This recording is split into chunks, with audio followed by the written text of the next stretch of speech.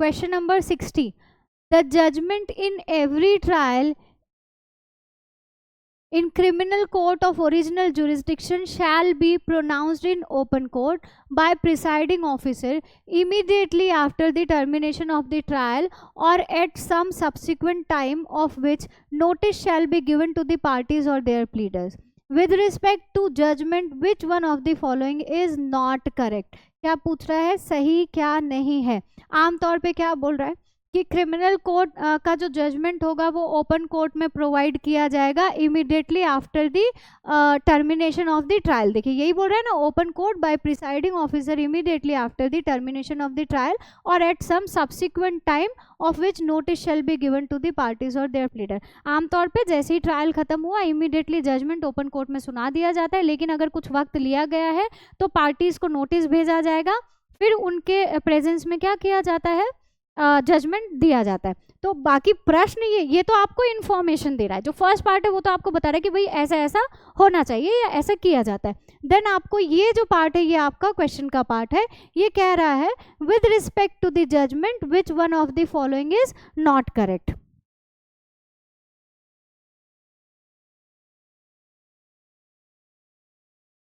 बिल्कुल straight question है. अगर आपने जजमेंट पढ़ा है, सेक्शन 353 पढ़ा है, तो ये तीनों कंडीशंस वहां पे तीनों बातें एज इट इज बताई गई है. If the accused is in custody he shall be brought up to hear the judgement pronounced. ठीक है, पहला ऑप्शन क्या बोल रहा है, अगर अक्यूज कस्टडी में है तो उसको लेके आएंगे कोर्ट में और उसके सामने जजमेंट प्रोनाउंस करेंगे. बिल्कुल ये आपके सेक्शन में ही बताया गया है. Then if the accused is not in custody में नहीं है तो he shall be required by the court to attend to hear the judgement pronounce. ठीक है, अगर कस्टडी में नहीं है तो उसको बुलाया जाएगा कि कोर्ट के सामने हाजिर हो, अटेंड करें कोर्ट को. क्यों? क्योंकि जजमेंट को प्रोनाउंस करना. ये बात का भी जिक्र आपके सेक्शन में है. No judgment delivered by any criminal court shall be deemed to be invalid by reason only of the absence of any party. ये बात भी आपके सेक्शन में बोली गई है, क्योंकि ये बोल रहा है कि ऐसा होना चाहिए कि अक्यूज्ड के प्रेजेंस में ही होगा. ठीक है, बट अन्यथा भी सिचुएशन होती है. जैसे मान लीजिए सिर्फ फाइन देना है तो वहाँ अक्यूज की प्रेजेंस बहुत ज़्यादा ज़रूरी नहीं होती है. एक्विटल का जजमेंट है तो अक्यूज की प्रेजेंस ज़रूरी नहीं होती.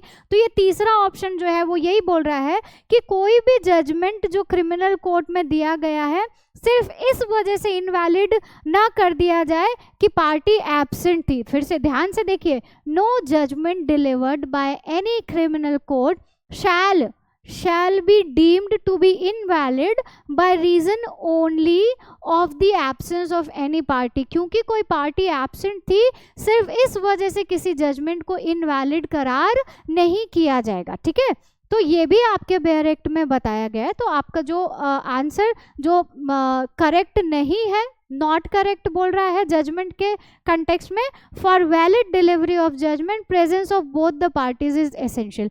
ये करेक्ट नहीं है. तो क्योंकि ये करेक्ट नहीं है तो क्वेश्चन के हिसाब से करेक्ट ये है. समझ में आ रहा है ना क्या कह रही हूँ? करेक्ट नहीं है तो करेक्ट ये है. परेशान मत हो ना. आंसर पूछा है नॉट करेक्ट तो नॉट करेक्ट ये है, इसीलिए आंसर आपका करेक्ट ये होगा. ठीक है, मैं घुमाती नहीं हूँ, घुमाती लॉ है. तो पता चला बोलोगे मैम इतना घुमा घुमा के बताती हैं. चलिए ये अब हमें आना है सीधे क्वेश्चन नंबर 81 पे. ठीक है, ये अपना अभी क्रिमिनल का नहीं है. इसके क्वेश्चंस आपको सर के पास मिल जाएंगे, सर के वीडियो में. हम आते हैं, एक क्वेश्चन यहाँ पे है बीच में बस, फिर और आगे जाएंगे हम लोग. Question number 81, birth during marriage is conclusive proof of legitimacy provided the child is born during the continuance of valid marriage or within a specified time period after its dissolution, the mother remaining unmarried. What is the specified time period? सीधा सीधा है ना, Indian evidence act में भी पढ़ चुके हो आप, में पढ़ चुके हो. ठीक है, तो आपका आंसर क्या होगा? 280 डेज. ठीक है, ये क्या बोल रहा है? ये लेजिटिमेसी का सेक्शन है जो बोलता है कि अगर बर्थ शादी के दौरान हुई है या शादी के बाद, मतलब डिवोर्स के बाद भी अगर 280 दिन के अंदर अंदर अगर वो वुमेन अनमैरिड है और 280 डेज के अंदर अगर बच्चे का जन्म होता है तो कॉन्क्लूसिव प्रूफ होता है लेजिटिमेसी का। ये बहुत सिंपल सा क्वेश्चन है, आपको बस ये टाइम पीरियड याद रखना है, 280 डेज की बात कर रहा है, ठीक है। ये एक क्वेश्चन बीच में था। एंड देन नेक्स्ट हम आते हैं हम लोग नेक्स्ट 106 पे।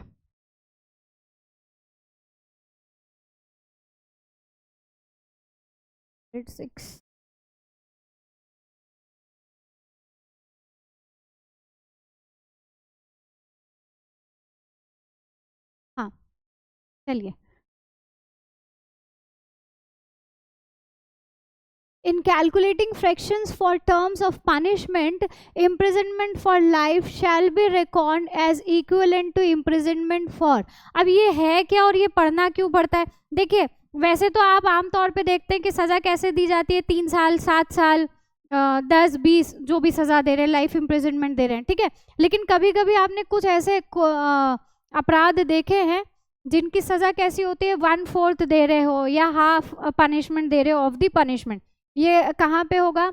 जैसे अबेटमेंट का अपराध है, अटेम्प्ट का अपराध है ना, तो वहाँ पे आप पढ़ते हैं ना कि half of the maximum imprisonment ऐसा कुछ है। तो आधा कैसे करोगे? लाइफ इम्प्रिजनमेंट का आधा कैसे करोगे? सोचा है कभी ये? लाइफ इम्प्रिजनमेंट तो आपको पता है कि जब तक नेचुरल डेथ नहीं होती तब तक के लिए आजीवन कारावास बोलते हैं। अब मान लो कि कोई ऐसा अपराध है जिसकी सज़ा लाइफ इम्प्रिजनमेंट थी और उसका आपने अटेम्प्ट किया है, या अपराधी जो भी है उसने अटेम्प्ट किया है, तो अटेम्प्ट में तो आप उसकी आधी सज़ा देते हो, तो आपने लिख दिया half of the life imprisonment. अब आपको क्या पता कि वो कब मरेगा और उसका आधा हम करके पनिशमेंट देंगे? नहीं कर सकते हो ना। तो ऐसे ही जो ऑफेंसेस जिसमें कि पनिशमेंट फ्रैक्शंस में टुकड़ों में दी गई है, 1/4 या 1/2 ऐसे करके जहाँ पे पनिशमेंट दी गई है, वहाँ पे लाइफ इम्प्रिजनमेंट अगर पनिशमेंट है उसका 1/4 1/2 कैसे करेंगे? तो उसके लिए आपका प्रोविजन साफ साफ बताता है कि भाई जहाँ पे भी ऐसा कोई जिक्र किया है कि आपको पनिशमेंट इम्प्रिजनमेंट को फ्रैक्शन में टुकड़े में कैलकुलेट करना है, वहाँ पे लाइफ इम्प्रिजनमेंट को हम हमेशा क्या मानेंगे? 20 ईयर्स मानेंगे, ठीक है। तो सपोज दैट कोई अपराध की पनिशमेंट लाइफ इम्प्रिजनमेंट है और उसकी आधी सजा आपको देना है क्योंकि उसने अटेम्प्ट किया है उस अपराध का, तो ऐसे में 20 का हाफ आप 10 ईयर्स उसको सजा दे दीजिएगा, ठीक है। तो ये वाली चीज आपको याद रखनी है, सिंपल सा क्वेश्चन है। Then what is maximum duration for which an offender may be kept in a solitary confinement? very direct question। solitary confinement में अधिकतम आप 3 महीने की सजा दे सकते हैं, तो बाकी के ऑप्शंस गलत हैं, ठीक।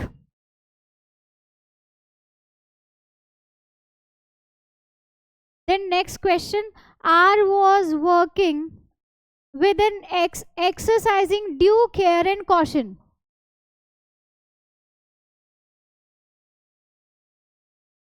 Suddenly the head of the X flew and killed a man standing nearby. Which one of the following is the correct legal position in the case? R जो है वो काम कर रहा था X से और अपना काम करते वक्त उसने पूरी जितनी भी एहतियात बरत सकता है, जो केयर एंड कॉशन ले सकता है, वो सब कर रहा है। मतलब उसकी तरफ से कोई कमी नहीं है, उसने कोई नेग्लिजेंस नहीं किया है, ठीक है। और ऐसे में काम करते वक्त उसके एक्स का जो हेड है, जो ऐसे कट करते तो आपने देखा होगा कुल्हाड़ी का जो सर होता है, वो निकल के कोई साइड में व्यक्ति खड़ा था, उसको चोट उसको लग गई, ठीक है, और उसकी मृत्यु हो गई। तो यहाँ पर आर ने क्या किया है? कौन सा अपराध किया है? कितने इजी इजी क्वेश्चंस हैं यार।